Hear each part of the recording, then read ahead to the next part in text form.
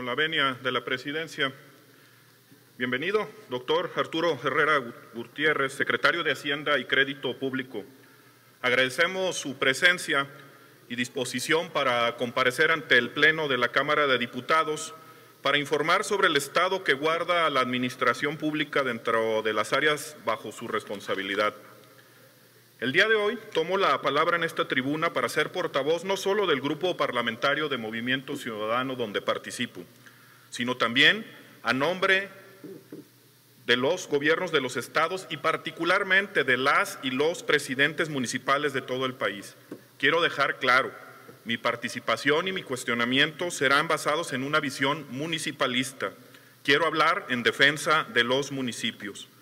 La buena marcha económica de un país siempre residirá en la fortaleza y estabilidad de sus estados y municipios.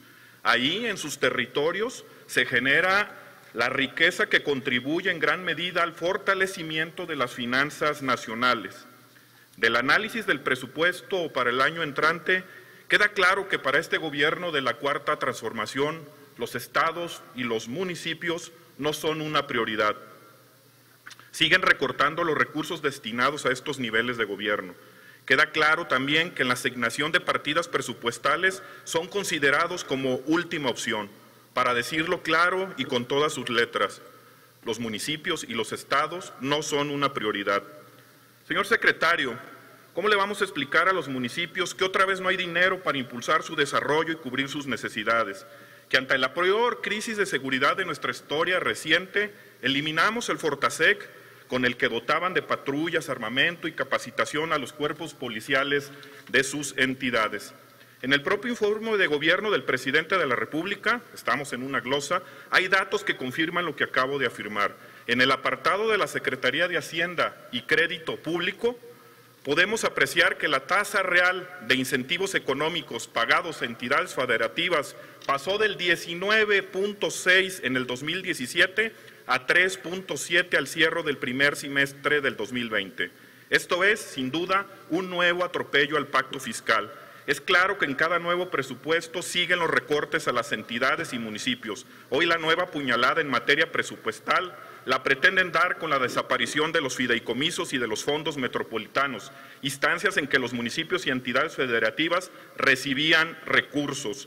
Ante este trato de parte de la Federación, no es casualidad que 10 gobernadores ya abandonaran la Conferencia Nacional de Gobernadores. Le quiero preguntar, con esto termino, ¿usted considera que este indicador es evidencia de que cada vez existe un mayor centralismo presupuestario? ¿Qué medidas consideran para solucionar esta problemática?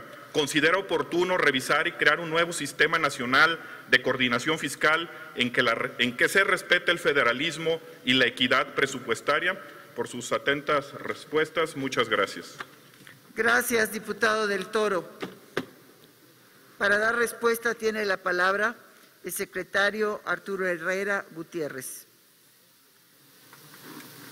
Con su venia, diputada presidenta, agradezco las preguntas del diputado Higinio del Toro, no solamente porque son muy importantes en cualquier país, pero sobre todo en un país federal como lo es México, pero también porque me ayuda a aclarar algunos de los puntos que más se han discutido y sobre los que se han expresado comentarios, incluyendo esta misma tarde, sobre la distribución de los ingresos. Entonces empezaría por la parte más relevante.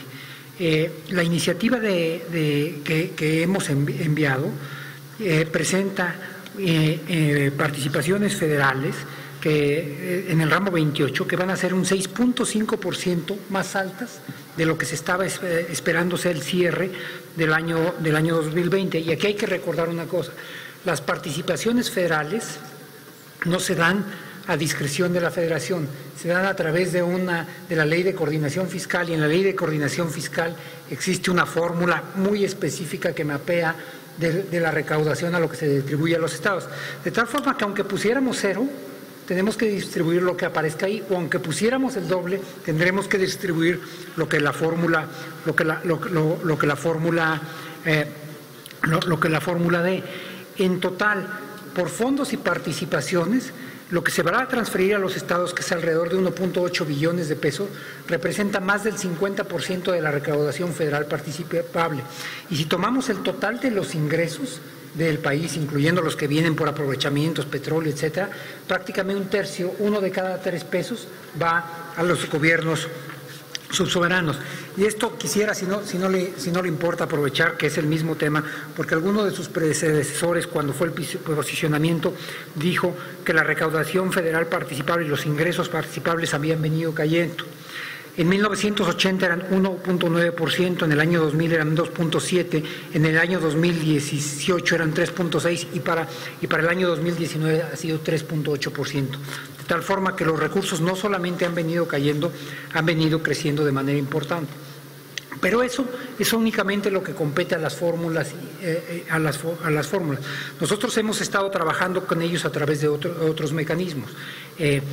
No todos los recursos que van a las federaciones salen del presupuesto. Por ejemplo, para el estado de Jalisco se apoyó para la línea 2 del metro a través de los recursos del Fonadín. Estamos a punto de apoyarlos nuevamente para los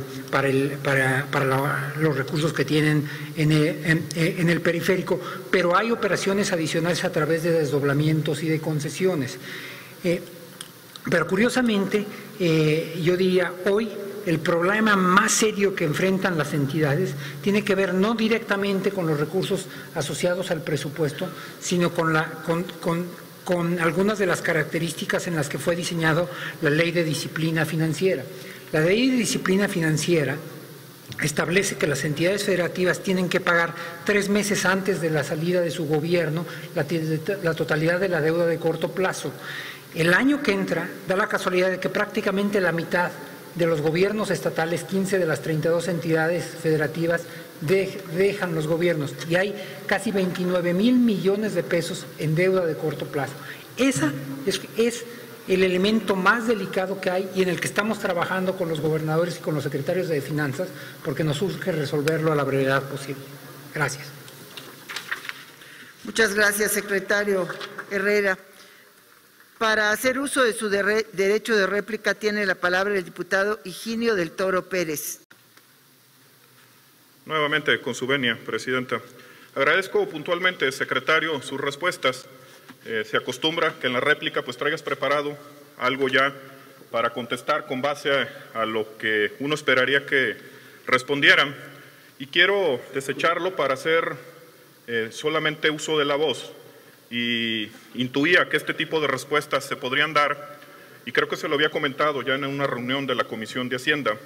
No sé qué tan complicado sea para un ciudadano común tener una cita con usted.